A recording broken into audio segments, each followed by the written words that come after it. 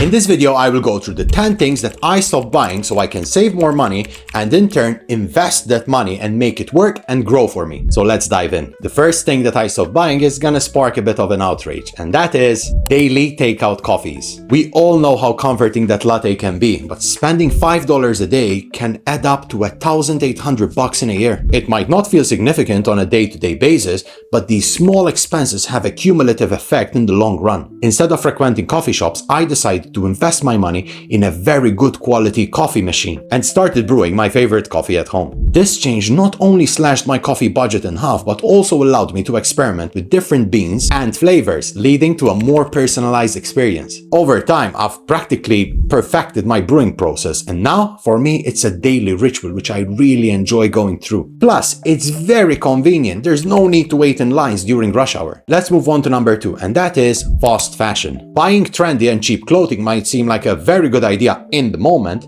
but in the long haul, it's a money trap. These items often wear out or go out of style very quickly, meaning that you have to spend money on replacements. So what I decided to do is I decided to shift towards a capsule wardrobe approach, focusing on higher quality items that are versatile and also durable. Now, I am far from being a fashionista, but in the case of men, that would include essentials like neutral colored shirts, trousers, a blazer, jeans, a jacket, and also a pair of durable shoes. For the ladies, it would be neutral tops, blazer, trousers, a little black dress, jeans, skirt, and classic shoes. Always keeping in mind we are prioritizing simplicity, functionality, and also elegance. Building a wardrobe with timeless pieces made from quality materials not only has saved me a lot of money, but also a lot of time. Because now, every day, I don't need to face the dilemma of what should I wear today? And that smoothly leads us to the third thing I refuse to buy anymore, and that is name brand products. From cleaning supplies to pantry staples, like the majority of people, I used to gravitate towards branded names, assuming that the brand represents quality. There are cases where quality is justified by the price, but after doing some research and experimenting, I discovered that many store brand products are just as effective and significantly cheaper. Take staples, for example, like cereals, rice, pasta. Store brands can be 20 to 30% cheaper than their branded counterparts. Even cleaning supplies often feature identical formulas, delivering the same results without the premium price tag. By consciously switching to high-quality store brand items, I've slashed my grocery bills by hundreds of dollars annually, without sacrificing any quality. Number 4, gadgets and tech upgrades. We're all aware that the tech industry thrives on our innate desire to always own the latest gadget. But constantly upgrading to the newest phone or tablet is a very costly habit that doesn't always add any real value to your life. Nowadays, I follow a very simple and effective rule. That is, I only upgrade when my device is no longer serviceable, or when the new technology features genuinely enhance my productivity or my daily tasks. For example, instead of waiting for incremental updates, I always wait for breakthroughs like significantly better cameras or enhanced processing power that aligns with my needs. This disciplined approach has saved me thousands of dollars over the past years. And the best part is, the savings don't stop there. I've made a habit of selling my older devices when an upgrade is necessary, recouping a significant portion of my initial investment. The following is gonna sound a bit strange, especially coming from a fitness enthusiast like myself. The fifth thing I decided to stop paying for is overpriced gym memberships. Staying fit is essential for both the physical and the mental well-being, but it doesn't need to come with a hefty price tag. For years, I've paid a premium gym membership, only to later realize that the value I was getting was not worth the cost. Commute, the limited flexibility, and the expensive fees all added up, but the results didn't. So then I decided to make a change.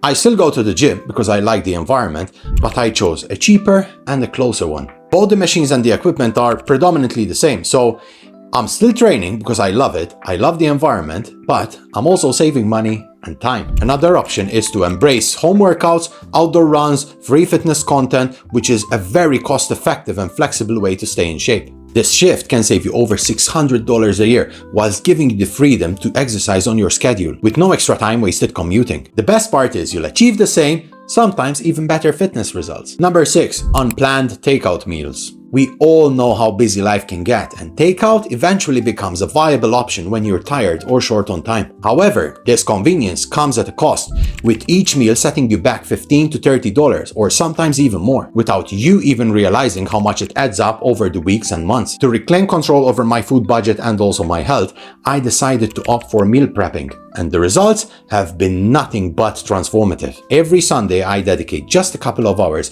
to prepare meals for the whole week. By planning ahead, I've managed to cut my food expenses by 40%, saving hundreds of dollars annually. Number 7. Single-use household items. Nobody can deny that in the hustle and bustle of daily life, single-use household items like paper towels, disposable cleaning wipes, and plastic water bottles are incredibly convenient. However, I began to realize that these convenient items comes with a hidden cost, both financially and environmentally. So I decided to switch to reusable alternatives that would not only save me money, but also contribute to a more sustainable lifestyle.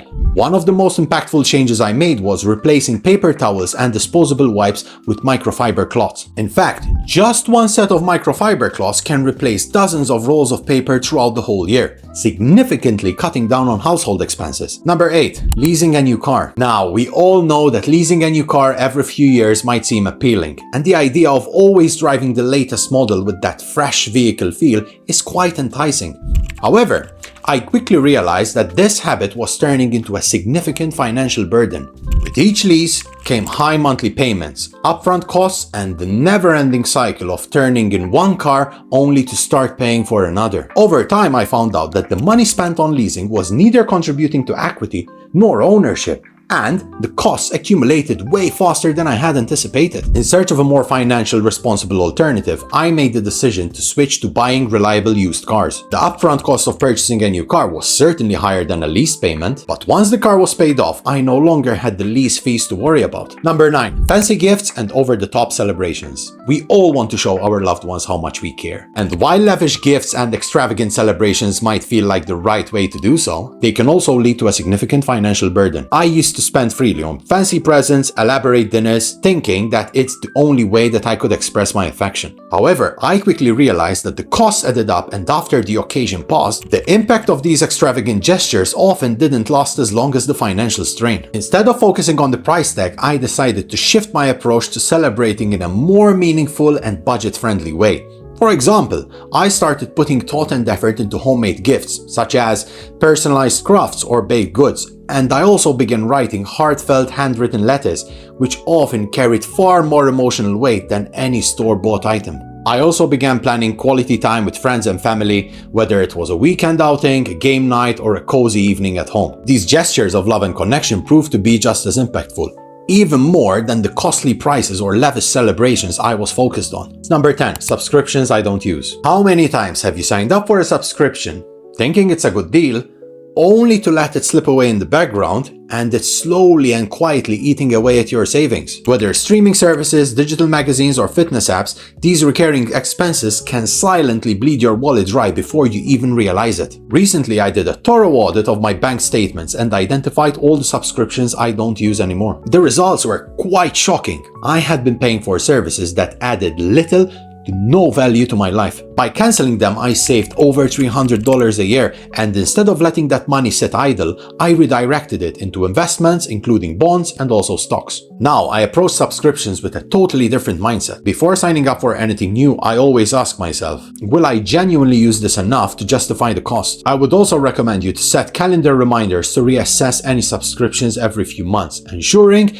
that these subscriptions are still aligned with your needs and also priorities. Thanks for tuning in. Don't forget to hit the like and subscribe button if you found this video helpful, and please forward it to anybody who is struggling financially and help him or her get back on track. I'll see you next week.